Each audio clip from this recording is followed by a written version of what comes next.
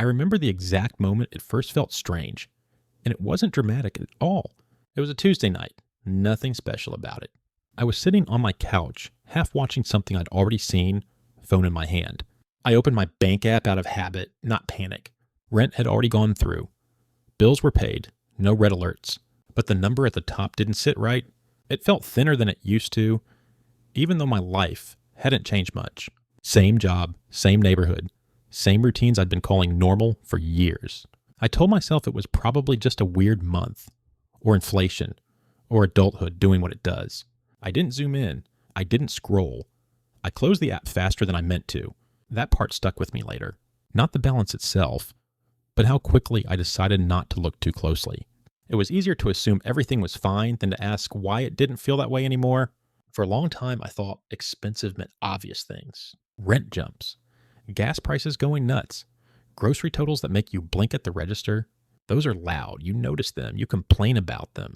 But what actually wore me down lived in quieter places. The stuff that didn't announce itself. The coffee I'd been buying for years, quietly doubling in price. The same takeout order somehow landing at $28 once the fees, the service charge, and the tip all piled on. I didn't react anymore. That's what scared me. I wasn't shocked. I wasn't even annoyed. I just paid and moved on, like my brain had already accepted the new baseline.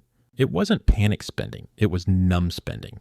Somewhere along the way, I stopped asking if something was worth it and started telling myself, that's just how it is now. And once you start saying that, things don't just get more expensive, they get normal. I started noticing it most clearly with food, and not the kind you plan for. Not groceries, not a sit-down meal, it was the space in between. The I don't feel like thinking meals, the drive-thrus, the delivery orders that felt harmless because they showed up quietly and disappeared just as fast.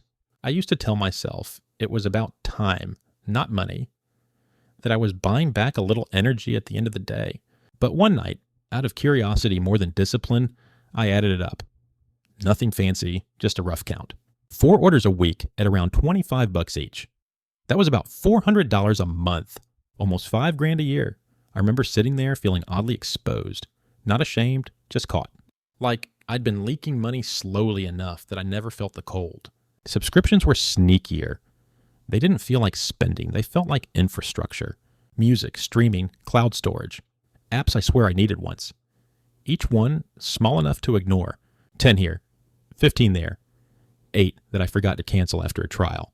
When I finally scrolled through the list, the total surprised me. Over $100 a month. For things I barely thought about anymore. It wasn't the money that bothered me most. It was realizing how many of them were tied to a version of me that never quite showed up. The guy who'd watch more documentaries, learn a language, edit more photos. Canceling them felt less like saving money and more like admitting something quietly didn't happen. Gas was supposed to be boring. That's what made it dangerous. I stopped looking at the price per gallon and only noticed the total. 45, 60, 70. Swipe and go. One afternoon I did the math backward just to see. Commuting alone was costing me over $300 a month. That didn't include errands or detours or might as well stop here drives. It was just the price of showing up. That realization didn't make me angry. It made me tired. Like realizing part of your paycheck is already spoken for before you even start living your day. Credit cards never felt like the problem. I wasn't reckless. I paid more than the minimum. I told myself I was managing it, but the balance never really went away. It hovered. And every month, interest quietly showed up like a background character. One night I added up just the interest for the year. Not the spending, just the cost of carrying it. It was enough to pay for a short vacation or several months of groceries for nothing tangible. That's when it hit me that expensive life isn't always about what you buy. Sometimes it's about what you postpone dealing with. Upgrades felt harmless because they came wrapped in convenience. Faster shipping, more storage. The slightly better version of the same thing. I don't remember saying yes with enthusiasm. It was more of a shrug. Sure, why not? Over time, those shrugs turned into hundreds of dollars, not for joy, not for meaning, just for smoother edges. And what bothered me wasn't that I spent it. It was that I couldn't remember deciding it mattered. Rent is the loud one, but it's never just rent. It's the fees around it. Parking, trash, utilities that creep up without explanation. I once compared an old lease to my current one and felt my stomach drop. Same size, same area, hundreds more per month. No upgrade in peace, no upgrade in happiness, just more expensive air. I told myself that's how markets work, and maybe it is. But understanding it didn't make it lighter, it just made it quieter. This is the part I didn't want to look at first. The social spending. Dinners, birthdays, drinks that turn into rounds. Nobody ever pressured me. That's the thing. Saying no just felt heavier than saying yes. So I kept saying yes and swiping and telling myself it was part of life. When I finally paused, I realized how often I was spending money to avoid discomfort, not to gain joy. That realization sat weird with me. Belonging has a price tag, and it doesn't always feel optional.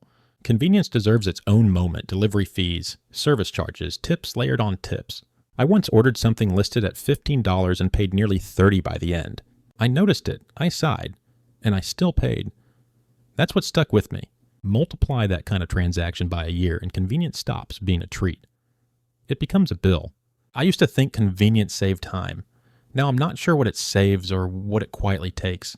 Groceries were where I thought I was being responsible. I cooked, I planned, or at least I thought I did. But prices climbed while packages shrank. Same checkout total, less in the bags, the cart looked familiar, the receipt didn't.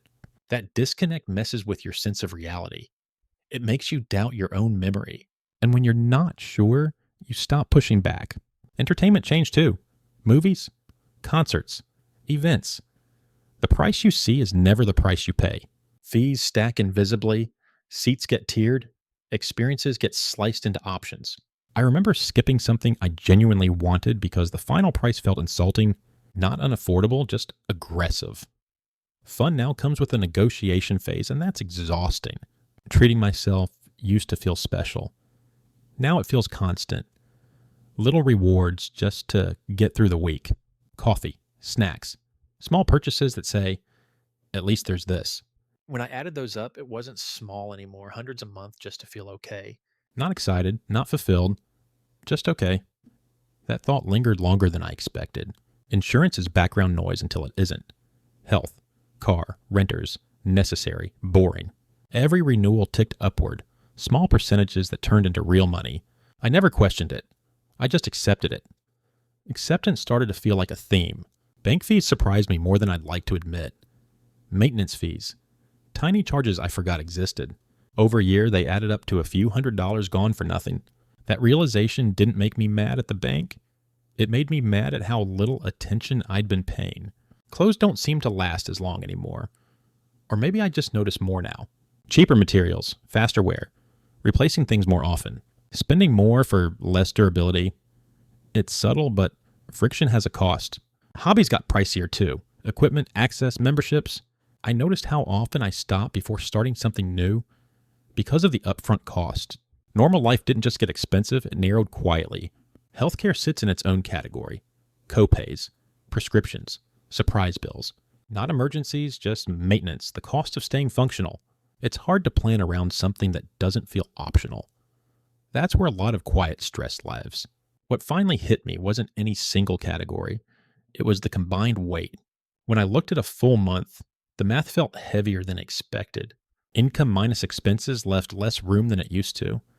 Not because I was reckless, because normal life had slowly claimed more territory.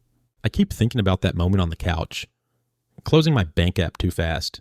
Just a guy late at night, trying not to stare too hard at numbers that aren't dramatic enough to panic over, but aren't light enough to ignore anymore. That space in between feels expensive in its own way.